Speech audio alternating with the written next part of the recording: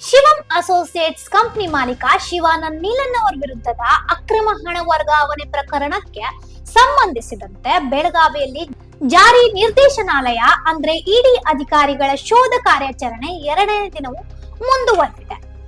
ಬೆಳಗಾವಿಯ ಶಿವಬಸವನಗರದಲ್ಲಿರುವ ಎಂಎಚ್ ಟವರ್ನಲ್ಲಿ ಇಡಿ ಅಧಿಕಾರಿಗಳು ವಿವಿಧ ದಾಖಲೆಗಳನ್ನು ಪರಿಶೀಲಿಸುತ್ತಿದ್ದಾರೆ. ಸಿಆರ್ಎಫ್ ತುಕಡಿಯ ಬಿಗಿ ಭದ್ರತೆಯೊಂದಿಗೆ ಶೋಧ ಕಾರ್ಯಾಚರಣೆ ನಡೆಯುತ್ತಿದೆ.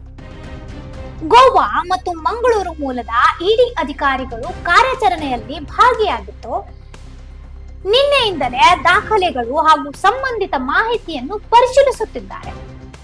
ಅಕ್ರಮ ಹಣ ವರ್ಗಾವಣೆ ಸಂಬಂಧಿಸಿದಂತೆ ಎಫ್ಐಆರ್ ದಾಖಲಾಗಿರುವ ಹಿನ್ನೆಲೆಯಲ್ಲಿ ಇಡಿ ಅಧಿಕಾರಿಗಳು ಶಿವಾನಂದ್ ನೀಲನ್ ಅವರ ಮನೆ ಸೇರಿದಂತೆ ಸಂಬಂಧಿ ಸ್ಥಳಗಳ ಮೇಲೆ ಶೋಧ ನಡೆಸಿದ್ದಾರೆ.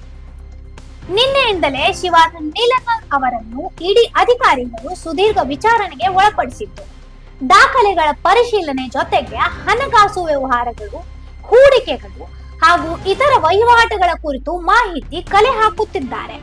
ಇದೇ ವೇಳೆ ಶಿವಾನಂದ್ ನೀಲನ್ ಅವರ ಪತ್ನಿ ಹಾಗೂ ಸಹೋದರರನ್ನು ಇಡಿ ಅಧಿಕಾರಿಗಳು ವಿಚಾರಣೆ ನಡೆಸುತ್ತಿದ್ದಾರೆ ಎಂದು ತಿಳಿದು ಬಂದಿದೆ.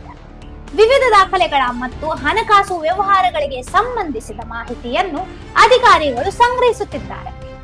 ಎರಡನೇ ದಿನವೂ ಶೋಧ ಕಾರ್ಯಾಚರಣೆ ಮುಂದುವರೆದಿರುವ ಹಿನ್ನೆಲೆಯಲ್ಲಿ ಪ್ರಕರಣದ ತನಿಖೆ ಮತ್ತಷ್ಟು ಚುರುಕುಗೊಂಡಿದೆ. ಇಡಿ ಅಧಿಕಾರಿಗಳ ಪರಿಶೀಲನೆ ಹಾಗೂ ವಿಚಾರಣೆ ಬಳಿಕ ಪ್ರಕರಣಕ್ಕೆ ಸಂಬಂಧಿಸಿದಂತೆ ಹೆಚ್ಚಿನ ಮಾಹಿತಿ ಹೊರಬೀಳುವ ಸಾಧ್ಯತೆ ಇದೆ. ಇಂಥ ಇನ್ನೂ ಅಪ್ಡೇಟ್ಗಳಿಗಾಗಿ ಫಾಲೋ ಮಾಡಿ ವಾಯ್ಸ್ ಆಫ್ ಎನುಗ್ರಾಮ್ಗೆ.